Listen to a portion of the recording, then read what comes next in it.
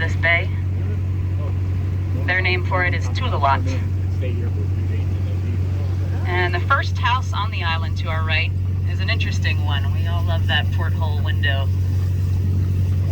That house was built in the 70s by Bob Imperial. He was a big mover and shaker in Eureka at the time. And he built that interesting house on the approximate location of what was the old Sequoia Yacht Club, which was the party spot on the bay around the turn of the century. That was the place to be. All the who's of Eureka would hang out at the Sequoia Yacht Club and enjoy the myriad offerings that it had. It had dining rooms and dance halls and boat rentals and tennis courts and a heated outdoor swimming pool. It had the works. Interestingly, in later years, with the advent of the automobile and moving pictures, that stuff wasn't good enough, and people lost interest in the yacht club, and it was eventually abandoned, ultimately burning to the ground. There's an old rusty boiler sticking up out of the grass on the south side of the house that you can see cruising by, and it was the boiler used to heat that swimming pool back in the 1800s, early 1900s, turn of the century.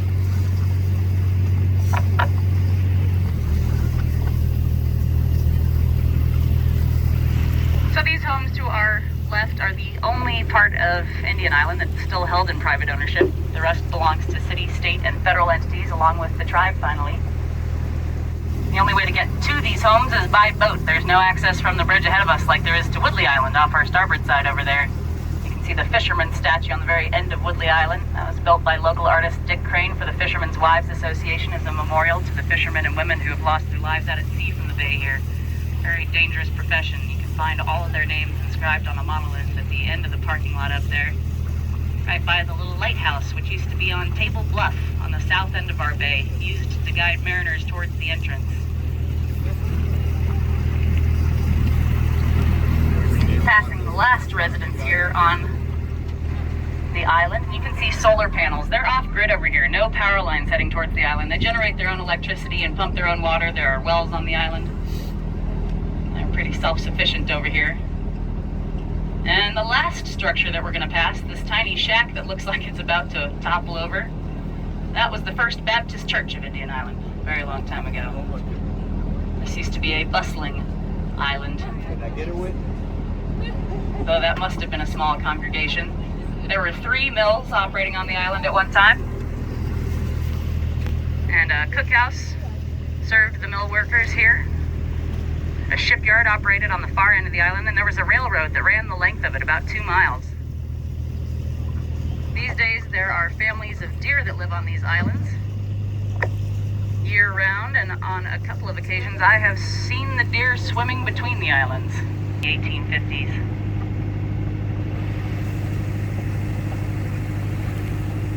So we hit high tide a couple of hours ago. We're on the ebb now, and Madaket's going against that ebb tide. So we're going at a pretty mellow clip. We're going to make a turn here coming up at a spot we call Three Corners. It's where 3 separate channels come together. And once we make that turn, we'll be going with the current, with the tide for a little bit. We'll gain a few knots. And then we got to make another turn. We got to zigzag our way up to the old Arcata Long Wharf ruins, which is where we're going to be heading this morning. It looks as though you could cut straight across the bay at high tide right now, but don't be deceived. There are mudflats surrounding us, and they are just beneath the surface. As I mentioned before, very shallow bay. This trip is particularly fun at low tide because you can see all the mudflats. They're sticking out of the water everywhere, and you can see all the shorebirds poking around in the mudflats for bugs and bivalves. Harbor seals laying around on the mudflats like little sausages. But we're just at the right tide where we can actually still see some of the oyster bags sticking up out of the water, just off our port bow there. That dark stuff sticking out of the water, that's oyster culch bags.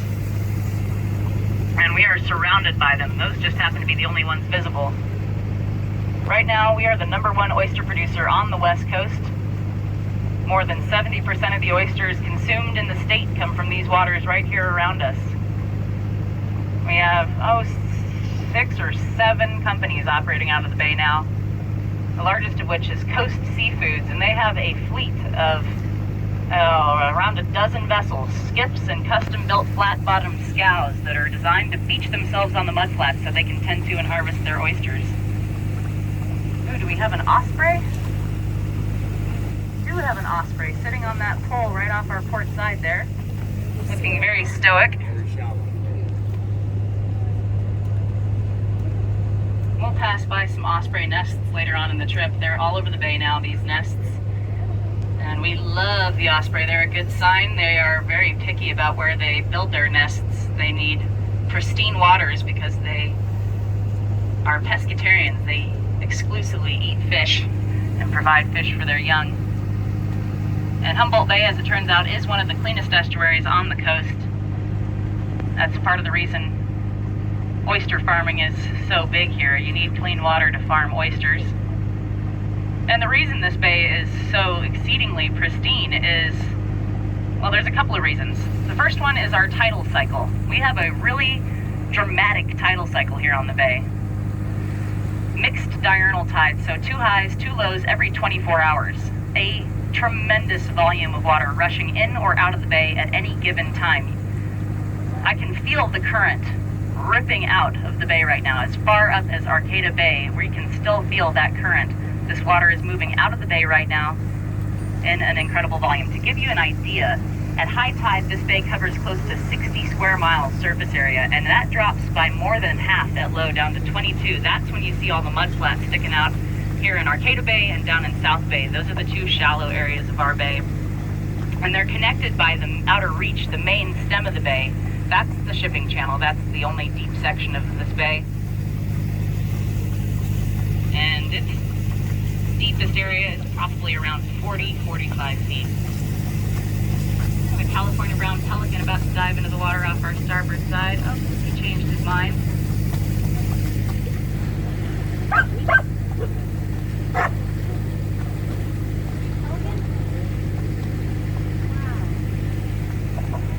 Foot wingspan, and they can dive from heights of up to 60 feet straight down into the water.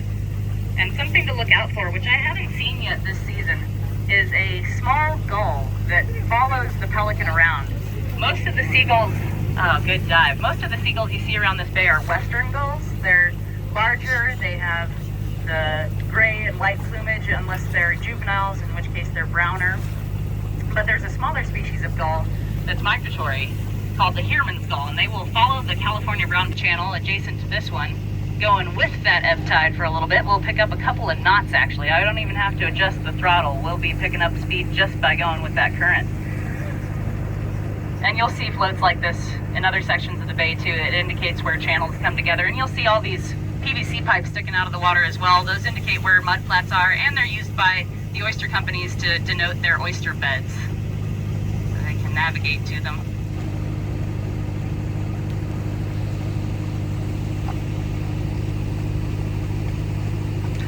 Other things to look out for while we're up here in the Arcata Bay section are green sturgeon launching out of the water. This is a really interesting phenomena that we witness up here in Arcata Bay in the shallows. Sturgeon are a really interesting, very ancient species of fish. They look like alligators almost, with these giant spiny scutes or scales down the lengths of their bodies. And they're a demersal species of fish, meaning that they live on the bottom, on the mud, and they eat mollusks and bivalves off the bottom of the bay. So why they launch out of the surface of the water with their entire bodies, we do not know. We have a couple of theories. The leading theory is that it has something to do with the specific vibrations of this vessel, because it tends to happen just around Madaket. It's something we get to see here when we're up in Arcata Bay on occasion. And we see bat rays flopping around at the surface as well. That's another demersal species. We don't know why they hang out at the surface every once in a while. We see them coming out of the water.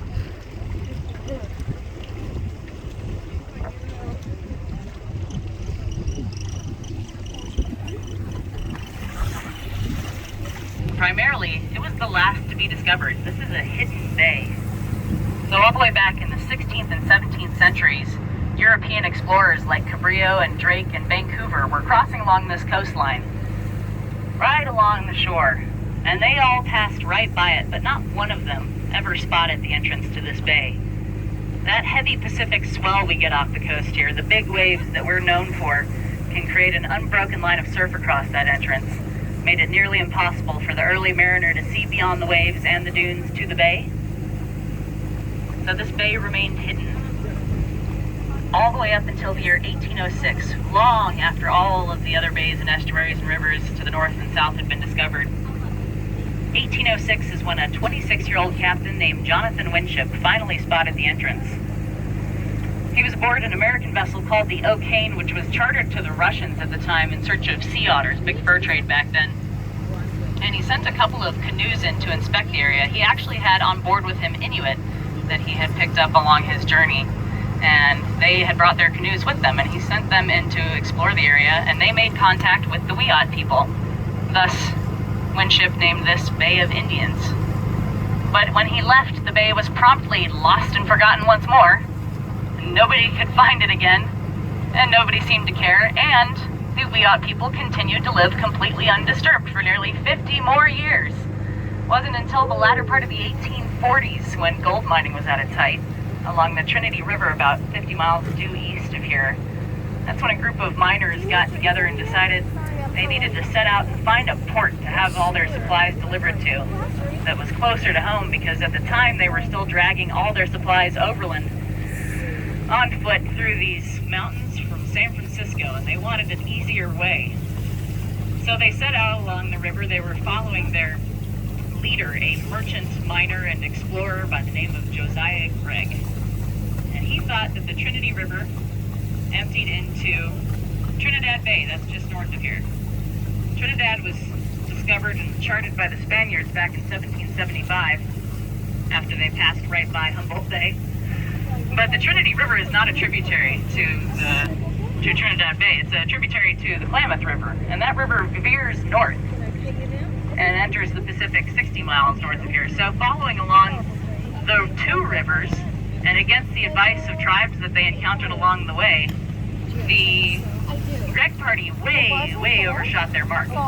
They didn't beeline it to the coast like they thought they were going to by following the river. In fact, they had packed provisions for an 8-day trip, which turned into a 6-week ordeal. So they were in pretty bad shape by the time they finally reached the coast, trapping what they could along the way to survive. They ended up turning south, crossing over a little river to the north of here. And that is when Josiah Gregg, their leader, finally snapped, had a bit of a meltdown. And that is how the Mad River got its name. But that's when the party split ways. They couldn't stand Josiah Gregg's constant stopping to take latitude and longitude. He was obsessively taking latitude and longitudes every couple of miles. In fact, they were only making a pace of 2 miles per day. So the group was fed up, and they left Josiah Gregg in the dust. And they're the ones that finally reached the northern shores of the bay here, rediscovering it. And they named it Trinity Bay, though it has little to do with the Trinity River. But they set up camp, and in short order, this became the base of operations. Ships began coming in to deliver supplies to the miners. And then the new gold rush, the timber industry. Redwood took off like wildfire, so to speak, and ships were coming in to load up on lumber cargo. And we're going to go take a look at the old Long Wharf where they did that loading of lumber. Had you been on this bay 100 years ago, the site would have looked very different. We'll see why. It looks vaguely reminiscent of Stonehenge. Just some pilings with some beams atop them.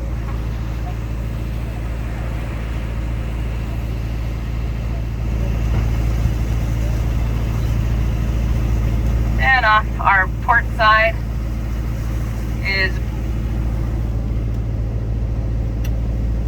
let's see, this is Sand Island. And I was hoping we'd see some harbor seals over there, but it looks like a whole bunch of cormorants.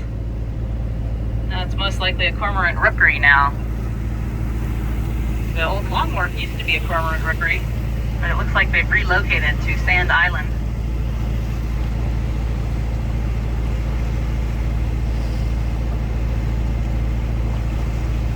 And there is a bald eagle sitting on a post on that little strip of sand island that's poking out of the water off our shoulder there, our port shoulder.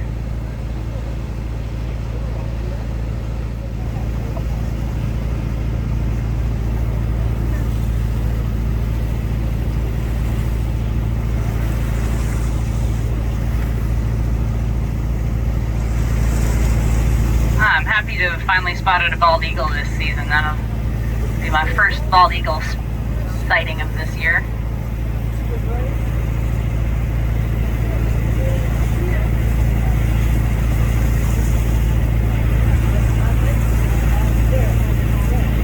So right about here would have been the end of the Long Wharf. And it was constructed all the way out from the center of town, the center of Arcata, which was Uniontown back then. So you can get an idea of just how incredibly long this wharf was.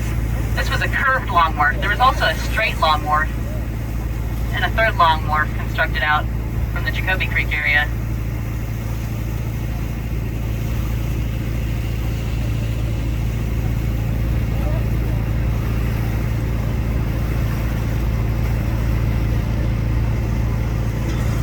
I think it's very fitting that we see a bald eagle today on 4th of July.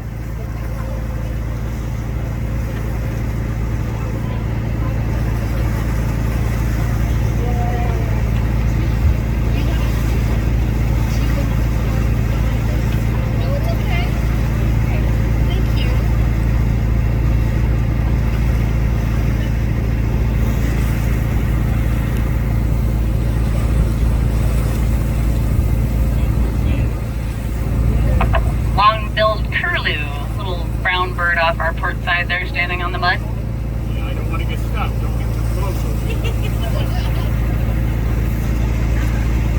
I don't know how to swim. You're in good hands.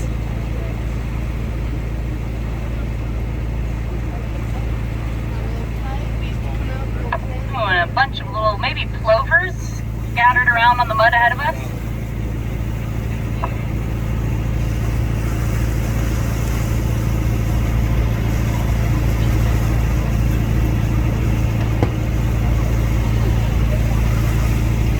Snowy plovers and semi-palmated plovers. I believe that's the term. I love watching them fly en masse.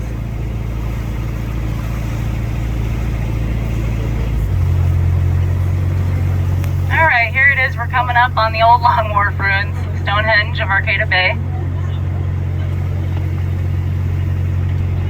So atop the Long Wharf was constructed a railroad, which was apparently the first certified railroad constructed in the state of California. There were other railroads built at the time, but it was the first certified one.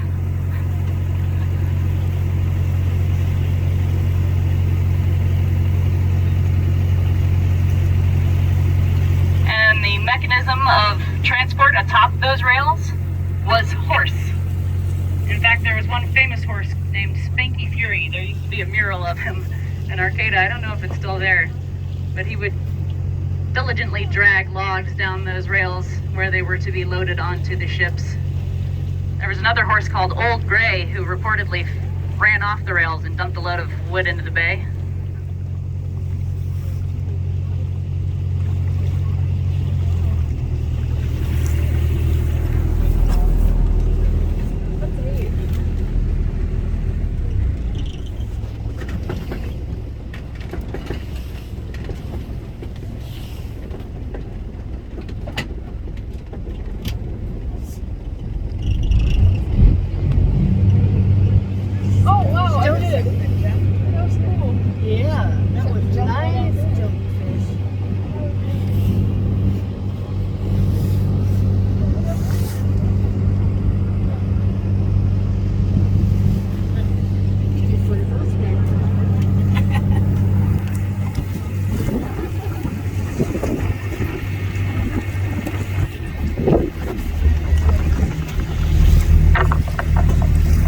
About as tight a turn as Madaket can do, sticking between the mud flats here. You'll notice rock piled up at the bases of these pilings, and that rock does not occur naturally here in the bay. It was put there, but it was put there for an interesting reason. That was ballast carried by those old sailing ships. And once they would take on their lumber cargo, they would no longer need that ballast. They were weighed down by all the lumber, so they would simply jettison it overboard, thus piling it at the bases of these pilings here. And we have many such outcroppings of rocks accumulated all over the shoreline of this bay. You'll see it on the islands even. There were mills on the islands where ships were docking up around all parts of this bay.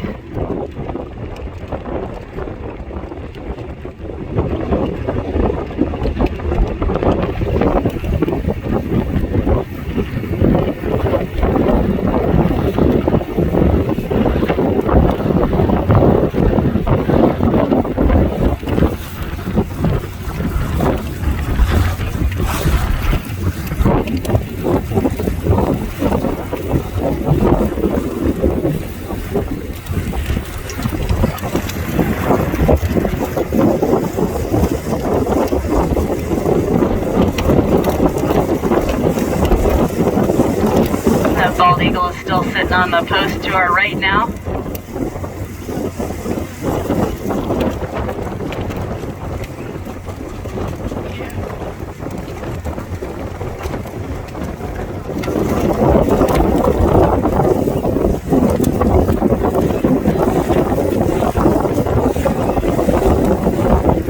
So not much left of the old Long Wharf, but it was a feat of engineering back in its day, and it was built in incredibly short order.